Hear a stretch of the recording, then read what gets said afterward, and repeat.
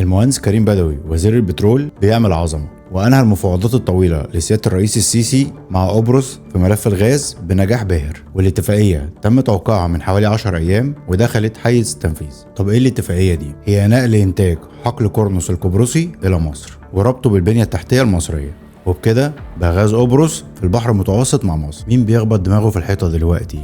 اكتبوها لي انتوا في التعليقات. من كام يوم انتهت اجراءات اتفاقيه الغاز الحيوي بين شركه ايني ومؤسسه الطاقه الحيويه المستدامه التابعه لوزاره البيئه، وانشاء وحدات انتاجيه لانتاج الغاز الحيوي من المخلفات الحيوانيه والزراعيه، وده شيء اول مره يحصل في المنطقه كلها مش في مصر بس. السيد كريم بدوي بيعلن عن انتهاء الحفر في حقل زهر 9 ودخوله حيز الانتاج بطاقه 70 مليون قدم مكعب يوميا. يا رب يزيد ويبارك، قولوا امين. وده طبعا في الحكومات العاديه الطبيعيه المفروض بيقلل فاتوره الاستيراد والضغط على طلب العمله، فبيوفر المعروض ويقلل سعر العمله.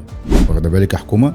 المهندس كريم بدوي قال انه بيعتمد على تكنولوجيا متقدمه والذكاء الاصطناعي في التعامل مع ملف البحث والتنقيب، وان خريطه اماكن البحث والتنقيب اشتغل عليها بعنايه وبمعلومات دقيقه ودراسات متخصصه وصلت نسبه النجاح في التنقيب ل 97%. شايف لما بتدي العيش لخبازه النتيجه بتكون ايه؟ ما تنساش تعمل لي فولو وسبسكرايب علشان دايما هتلاقي هنا الخلاصه مع اسلام عمر. تحيا مصر وسلام عليكم.